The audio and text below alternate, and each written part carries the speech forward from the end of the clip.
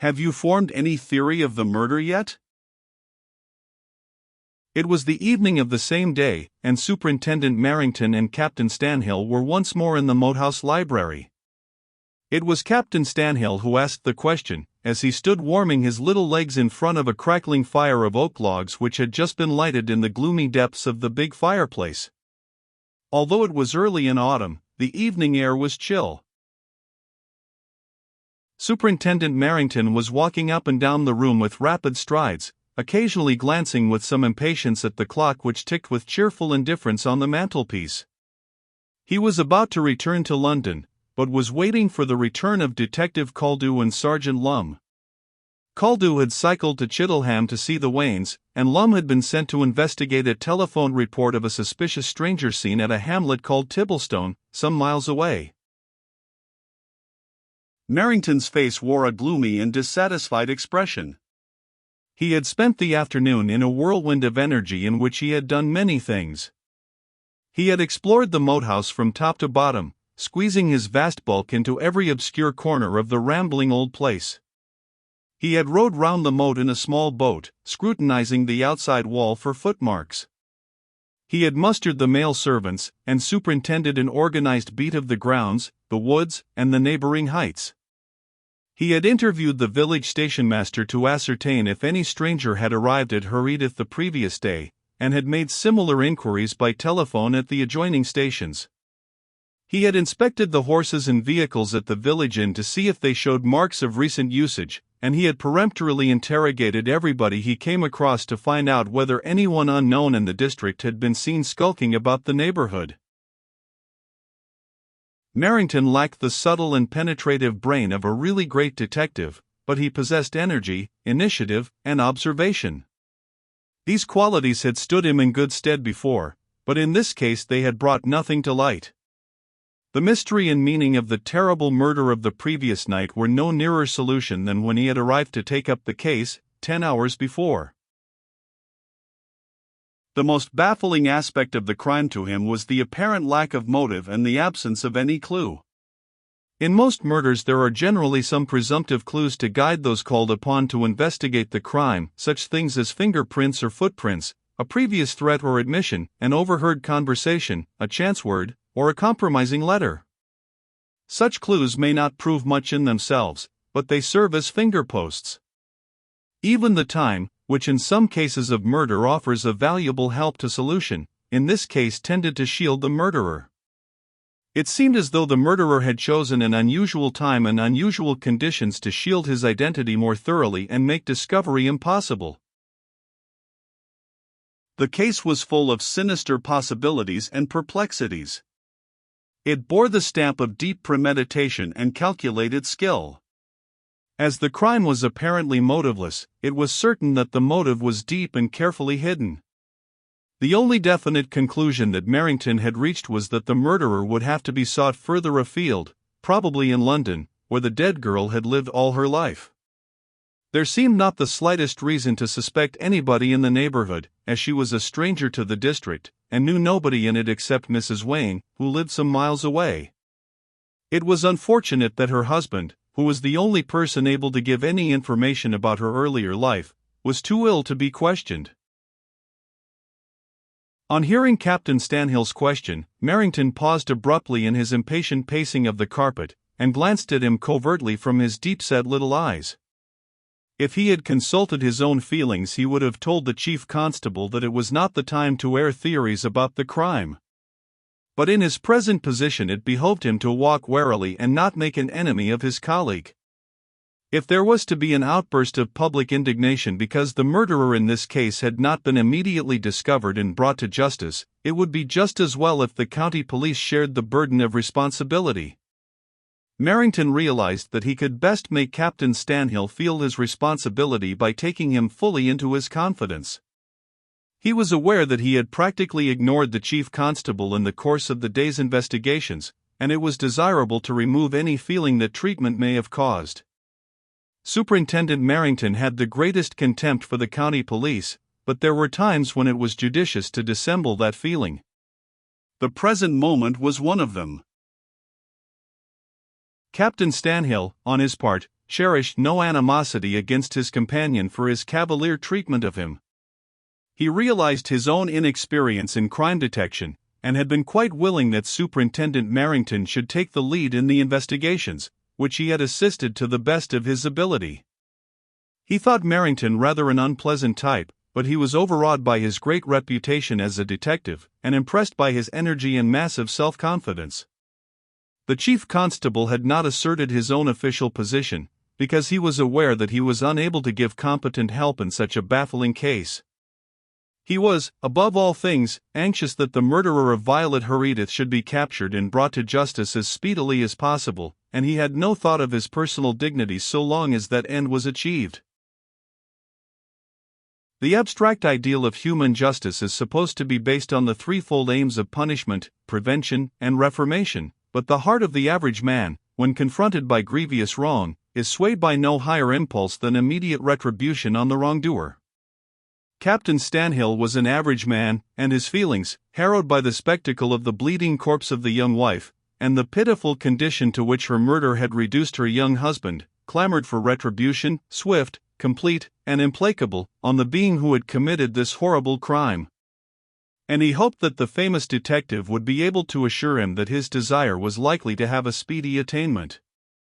That was why he asked Merrington whether he had formed any theory about the crime. "It would be too much to say that I have formed a theory," replied Merrington, in response to Captain Stanhill's question. "It is necessary to have clues for the formation of a theory, and in this case we are faced with a complete absence of clues." "Do you not think that the trinket found by Detective Caldew in Mrs. Herodotus' bedroom has some bearing on the murder?" said Captain Stanhill. "I attach no importance to it. There were a number of persons in the bedroom after the murder was committed, and any of them might have dropped the ornament. Or it may have been lost there days before by a servant, and escaped notice. But it was picked up again during Caldew's absence from the room. Do you not regard that as suspicious?" Detective Caldew, when he was relating the incident to us this morning, seemed to think that the trinket belonged to the murderer, who took the risk of returning to the room to recover it for fear it might form a clue leading to discovery. "Caldew reads too much into his discovery," replied Merrington, with an indulgent smile. "Like all young detectives, he is inclined to attach undue importance to small points. As I told him, I cannot imagine a murderer taking such a desperate risk as to return to the spot where he had killed his victim, in order to search for a trinket he had dropped. Caldew may have concealed the brooch so effectually in the thick folds of the velvet carpet that he could not find it again when he looked for it on his return to the room.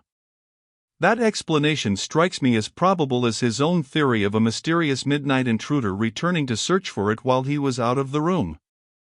The trinket may have some connection with the crime, or it may not, but as I have not seen it, I prefer to leave it out of my calculation altogether. This case is going to be difficult enough to solve without chasing chimeras. But to return to your question. Although I have not actually formed a theory, my preliminary investigations of the circumstances have led me to arrive at certain conclusions and to exclude possibilities I was at first inclined to adopt. I will go over the case in detail, and then you will see for yourself the conclusions I have formed, and understand how I have arrived at them. In the first place, the greatest problem of this murder is the apparent lack of motive. There seems to be no reason why this young lady should have been killed. She had only recently been married, and, apparently, married happily, to a wealthy young man of good family, who was very much in love with her. It is obvious that money difficulties have nothing to do with the crime. Her husband is the only son of a wealthy father, and he is able to give his wife everything that a woman needs for her happiness and comfort.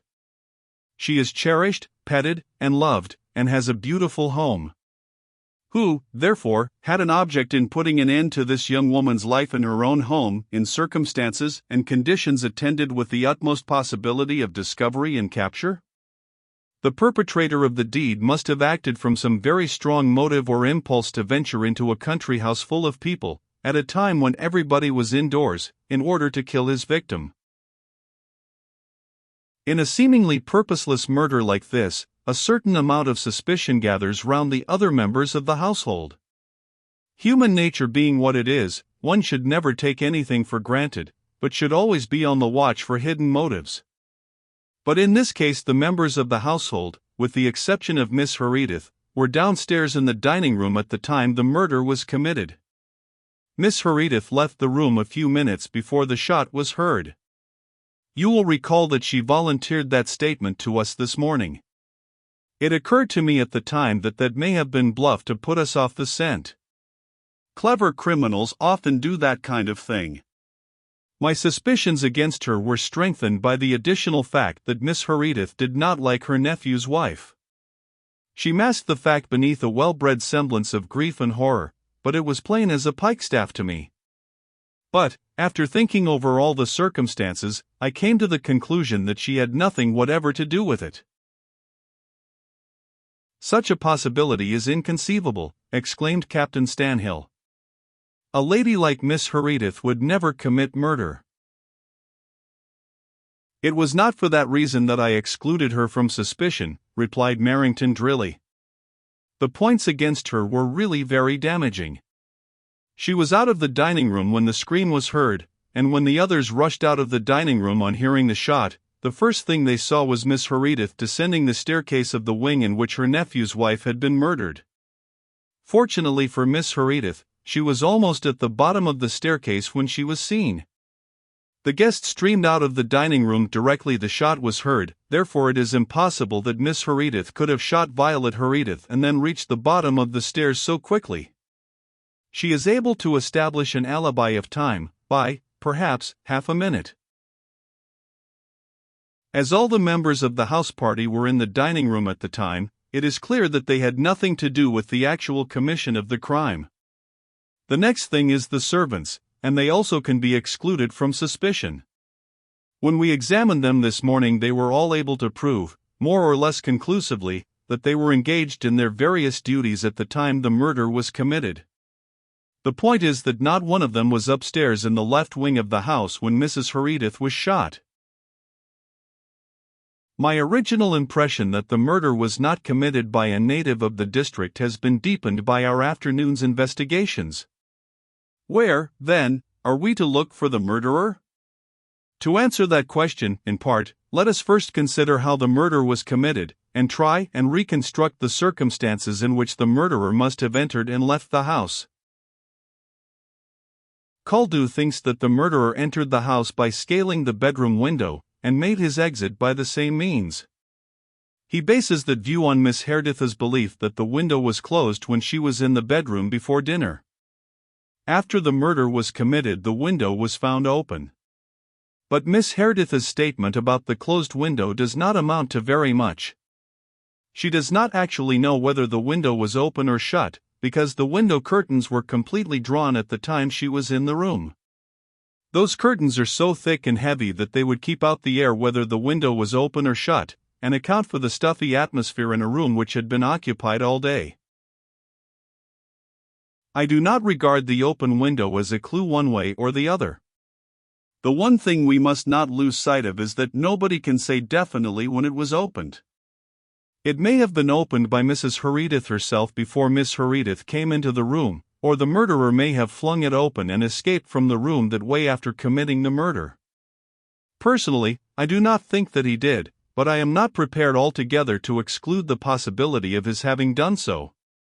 But I am convinced that he did not enter the bedroom by scaling the outside wall and getting in through the window. In the first place, there are no marks of any kind on the window sill or the window catch. There is not very much one way or another in the absence of marks on the sill or even on the catch, supposing the window was locked. The murderer might have opened the catch from outside without leaving a mark. I have known the trick to be done, and he might have got into the room without leaving any marks on the sill, particularly if he wore rubber boots. But, what is far more important, there are no marks on the wall outside, or any disturbance or displacement of the Virginia creeper which covers a portion of the wall, to suggest that the murderer climbed up to the room that way. I think it is certain that if he had done so he would have left his marks on the one or the other. The wall is of a soft old brickwork which would scratch and show marks plainly, and the Virginia creeper would break away. In any case, as I said this morning, it would barely sustain the weight of a boy, or a very slight girl. Finally, there are no marks of footsteps approaching the wall in the garden outside. The question of entry is naturally of great importance, and that was why I questioned the butler this morning whether the blinds were drawn in the dining room last night. At that time, before I had had an opportunity of making my subsequent investigations, I deemed it possible that the murderer might have entered from outside by the window.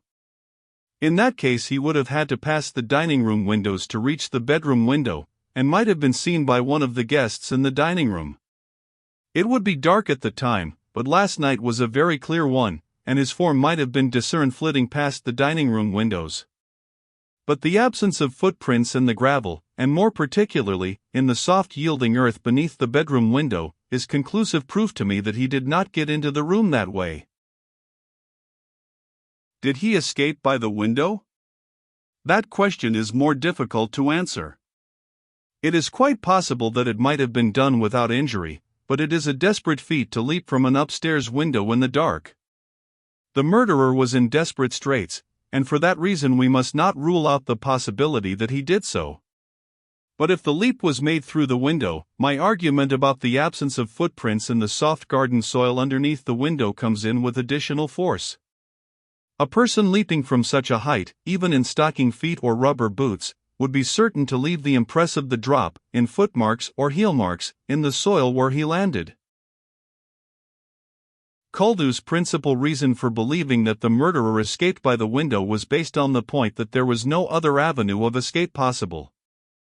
We can only speculate as to what happened in the bedroom immediately before the murder was committed, but Koldew's theory is that Mrs. Herodotus saw the murderer approaching her, and screamed for help. That scream hurried the murderer's movements. The scream was sure to arouse the household, and it left the murderer with the smallest possible margin of time in which to shoot Mrs. Herodotus and make escape by the window. An attempt to escape down the front staircase meant running into the arms of the inmates of the dining room rushing upstairs. The only other exit from that wing of the house was the disused back staircase, and that was found locked when it was searched after the murder. Therefore, according to Koldew, the murderer escaped by the window because there was no other way out. That theory is plausible enough on the surface, but only on the surface. For the same reason that establishes Miss Herodotus's innocence, the murderer could not have escaped by running down the staircase, because there was not sufficient time to get past the people who had been alarmed by the scream. But if the murderer was a man, it is just possible that he might have darted out of the bedroom and dropped over the balusters, before the dining room door was opened, getting clear away without being seen by anybody, not even by Miss Herodotus. An examination of the staircase of the left wing has convinced me that this feat was possible. The staircase has a very sharp turn in the middle, which has the effect of hiding the top of the staircase from the bottom, and the bottom from the top. The leap is not so dangerous as the one from the window, because it is not so high.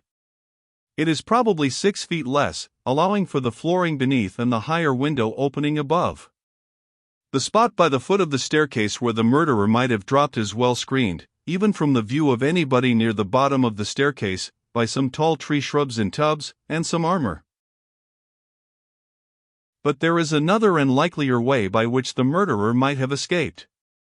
I saw the possibility of it as soon as I examined the upstairs portion of the wing in which the murder had been committed. There are several places where the murderer could have hidden until chance afforded the opportunity of escape. He would avoid seeking shelter in any of the adjoining bedrooms, because he would realize that they would be searched immediately the murder was discovered, but there are excellent temporary places of concealment behind the tapestry hangings, or in the thick folds of the heavy velvet curtains at the entrance to the corridor, or in the small press or wardrobe which is built right over the head of the stairs. Suppose that the murderer, after firing the shot, dashed out into the corridor with the idea of escaping down the stairs. He hears the guests coming upstairs, and realizes that he is too late. He instinctively looks round for some place to hide, sees the curtains, and slips behind them.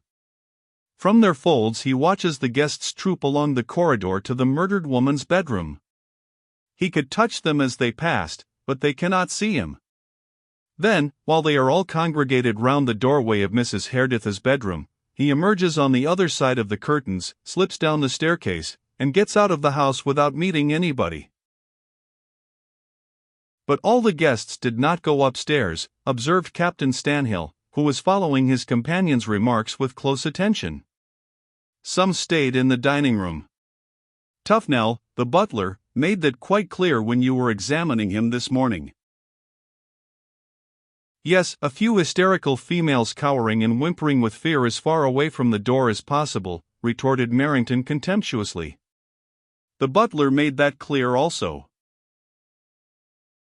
But the servants would also have heard the scream and the shot, pursued Captain Stanhill earnestly.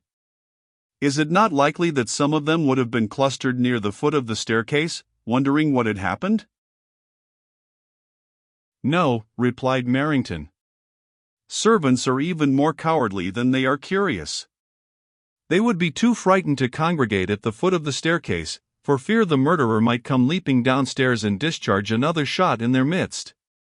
It is possible, however, that the murderer remained hidden upstairs for some time longer, perhaps until the butler left the house to go to the village for the police, and Musard took all the male guests downstairs to make another search of the house. He would then have an exceedingly favorable opportunity of slipping away unobserved. It is true that the upstairs portion of the wing was searched before that time arrived, but the search was conducted by amateurs who knew nothing about such a task, and would probably overlook such hiding places as I have indicated. It appeared to Captain Stanhill that Superintendent Merrington, instead of always adopting his theory of fitting the crime to the circumstances, was sometimes in danger of reversing the process. From what you say, it seems to me that it is very difficult to tell how the murderer escaped, he remarked. It is even more difficult to say how the murderer, after entering the moat house, found his way to Mrs. Herodotus' bedroom in order to murder her. The house is a big rambling place, consisting of a main building in 2 wings. It would be impossible for you or me or any other stranger to find our way about it without previous knowledge of the place, unless we had a plan. How, then, did the murderer accomplish it? How did he know that Mrs. Herodotus slept in the left wing? How did he know that he would find her alone in that wing while everybody else was downstairs at the dinner table? Again, it seemed to Captain Stanhill that Merrington's detective methods had a tendency to multiply difficulties rather than clear them up. Perhaps he was provided with a plan of the house, he suggested. That answers only one of my points. In my consideration of this aspect of the case, 2 possible solutions occurred to me. It is impossible for any of the guests to have committed the crime, because they were all downstairs at the time, but it is just possible one of them may have instigated it.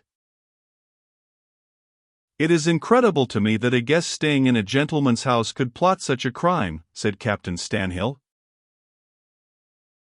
Nothing is incredible in crime, replied Merrington. I've no illusions about human nature. It is capable of much worse things than that. Strange things can happen in a big country house like this, filled with a large party of young people of both sexes, flirtations, intrigues, and worse still. But not murder, as a general rule, commented Captain Stanhill, with a trace of sarcasm in his mild tones. You cannot lay down general rules about murder. An unbalanced human being, under the influence of hatred, jealousy, or revenge, is no more amenable to the rules of society than a tiger. But I do not think that this crime was instigated by one of the guests, because in that case it would probably have been arranged to be committed later in the evening, when the members of the house party were at the house of the Waynes, and the moat house was occupied only by the servants. Still, I do not intend to lose sight of the hypothesis. Another possibility is that one of the servants was in league with the murderer. A third possibility is that Mrs. Herodotus may have brought in the murderer herself. What do you mean? She may have had a lover, and the lover may have murdered her. Oh, impossible! Captain Stanhill repelled the idea with an instinctive gesture of disgust. It is too monstrous to suppose that a happily married young wife would be carrying on an intrigue 3 months after her marriage. More monstrous things happen every day, human nature being what it is, retorted Merrington coolly. You must remember that we know practically nothing about her. The people who knew her in London left the house before they could be questioned. Miss Herodotus and her brother have no knowledge of her past, and her husband is too ill to tell us anything. Her marriage was apparently a hasty love match so far as young Herodotus was concerned. So far, we have only 2 slender facts to guide us in our estimate of her, which are contained in the 2 letters in which young Herodotus announced his marriage to his people. According to those statements, she was an orphan who was earning her living as a war clerk in the government department in which young Herodotus held his appointment. That does not carry us very far. During her brief life at the moat house, she seems to have been reticent about her earlier life. Miss Herodotus is not the type of woman to have questioned her, and, apparently, she vouchsafed no information. An examination of her boxes and her writing table has brought to light nothing in the way of writing or correspondence to help us. Such a girl, a bachelor girl in London in wartime, may have had passages in her past life of which her husband knew nothing, passages which may have an important bearing on her murder. Not until we have a thorough knowledge of her antecedents and her past life can we hope to pierce the hidden motives which have led to this murder. It is there, in my opinion, that we must seek for the clue to this strange murder, and it is to that effort I shall devote my energies as soon as I return to London. Until those facts are brought to light, we are merely groping in the dark.